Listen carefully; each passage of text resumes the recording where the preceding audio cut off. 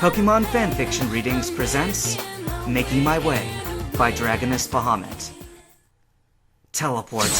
I was starting to hate teleport. I tried to shake off the lightheadedness that came with using that move. Then I looked around to see where we had all ended up. Not Dr. Gray's place, I groaned. Well, usually, teleport brings you to the last place you used teleport at, unless you choose a specific location, Taper noted. Who asked you? I said. It shrugged. You need to calm down, Ash. I ignored it. Do you think anyone's home? I asked. There's only one way to find out, said Persian. Yeah, I nodded. I floated up to the doorbell and rang it. As soon as I did, I realized it was pointless.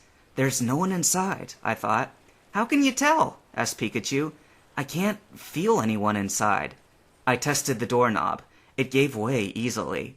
I pushed open the door and let myself in. The other Pokemon followed. There hasn't been anyone here for a while, Taper said quietly. I can smell the human scent, though, said Persian. Can you smell it? I landed on the floor and tried to smell humans. Instead, I realized that I could feel what had happened before. Misty, Brock, Richie, and Billy had left a while ago, but Dr. Gray had lingered behind, up until a day or so ago. Then, Team Rocket. What? I'd recognize that scent anywhere. Team Rocket has been here. Are you sure it wasn't Dr. Gray? Or maybe it was Billy? They're both Rockets, you know. You mean former Rockets. No, these ones still smelled fresh.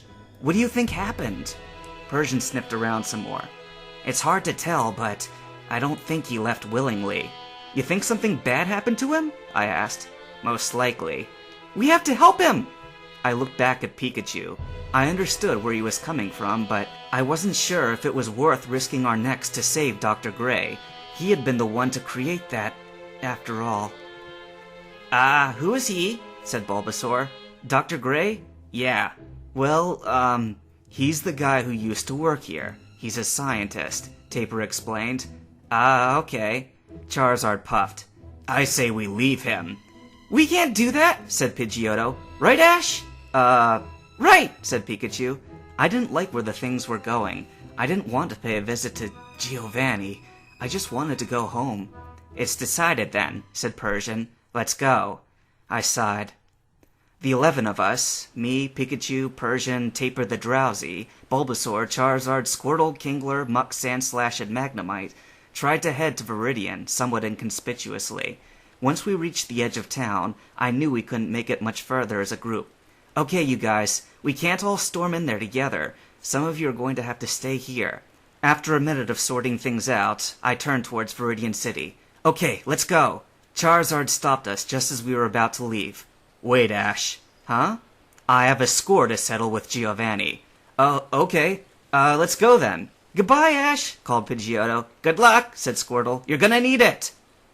It didn't take too long to get to the Team Rocket headquarters. I didn't know of any side entrances, so we all just went in the front door.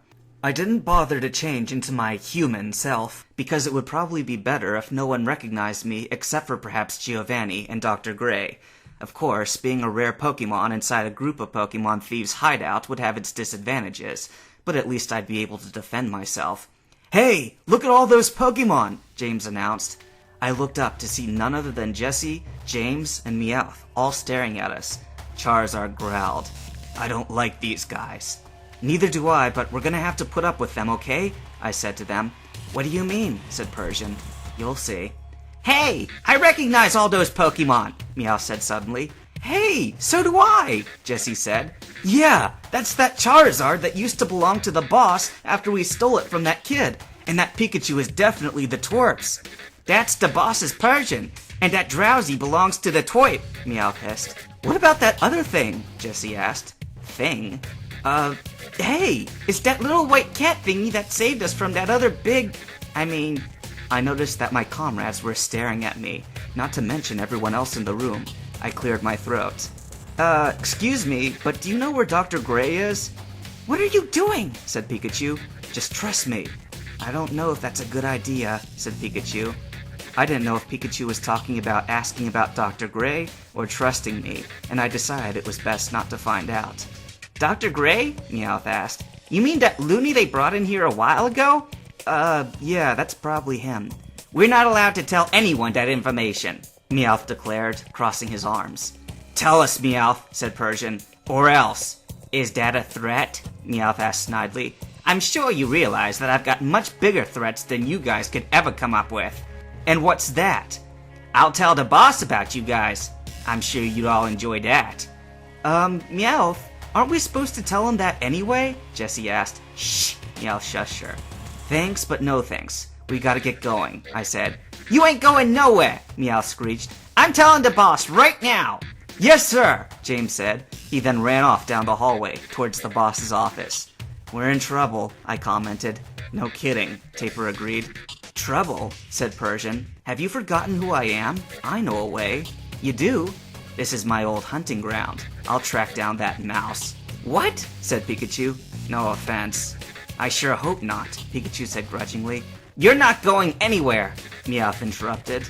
Is that a threat? Charizard growled, stepping forward. Meowth slowly stared up at the giant fire lizard. Charizard could have stepped on him accidentally and won a battle. Meowth quavered. That's, Arbok, go! Arbok cried out as it was released from its Pokeball. Does she think Arbok can beat Charizard? I asked in amazement. No, Taper replied. Lickitung, you too! Ha! This'll be too easy. Charizard, flamethrower! I called. Charizard glanced back at me. Do you still think you're my trainer? Huh? Arbok, bite attack! Jessie ordered. While Arbok and Lickitung were getting ready to attack, Meowth backed off to a safer spot. Charizard whirled around and slashed at Arbok before it could get too close, then grabbed it, spun around, and threw it at the Lickitung. The two of them slammed into the far wall and landed heavily on top of Meowth. Ow! It groaned. That was a quick round, Jessie noted. Charizard! A voice called down the hall. Oh no, not him. I backed up slowly, then hid behind Pikachu. Ash? Shh. Now you're just being silly, Taper chuckled. I glared at it, then smiled. It was Giovanni who had spoken to Charizard, and he'd entered the lobby casually, followed by a happily cowering James. I see you've returned, Giovanni said with a nod. That means your master must not be too far behind you. Master? Charizard snorted. What does that mean? Giovanni scanned around the room. In a few seconds, his gaze fell upon me. Ashura, he whispered. I noticed that Jessie, James, and Meowth were staring at him as if he had gone nuts. Stop hiding behind me, Pikachu said in annoyance. I resigned to stop hiding. Giovanni straightened up and smiled. An unusual occurrence. I knew you would come back, Ash. Changed your mind? The three rockets looked from him to me and back again. Now they really thought he was out of his mind. Excuse me, sir, Jessie laughed nervously, but did you just call that, Pokemon there, Ash? There was no point in hiding it. That's right, he did, I told them. Their faces turned pure white. They clung to each other as if there was a ghost in the room. Maybe there was. This could get interesting, I realized. My name is Ashura, but you know me better as Ash, I said, trying to use a mystical tone of voice. How come I can hear the twerp, but I can't see it? Jessie asked. And how come I'm hearing him in my head? James added.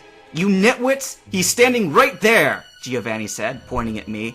I decided to have some fun with this. I floated up about half a foot and looked at them questioningly. Who? Me? Eee! James cried, holding Jessie tightly. That thing's not Ash, Jessie stammered. Ash isn't that thing? Wow. Any other brilliant statements, Jess? You idiots! Can't you see he's pulling a prank on you? Giovanni asked. No! They all replied vigorously. Giovanni groaned in disgust. Never mind them. Ash, have you decided to rejoin us? Do you really need to ask? I retorted. I didn't think so, he admitted. Very well. You leave me no choice. He held out another little control thingy and pushed out one of the buttons. I heard a metallic scraping sound, and suddenly there was a loud crash behind me. I whirled around to see that one of those metal drop-down doors was covering the exit. I grinned and turned back to Giovanni. You think a little wall can stop us? I asked. You didn't come here so you could leave, Giovanni pointed out. Okay, you got a point there. Might as well spit it out, said Persian. Where's Dr. Gray? I asked.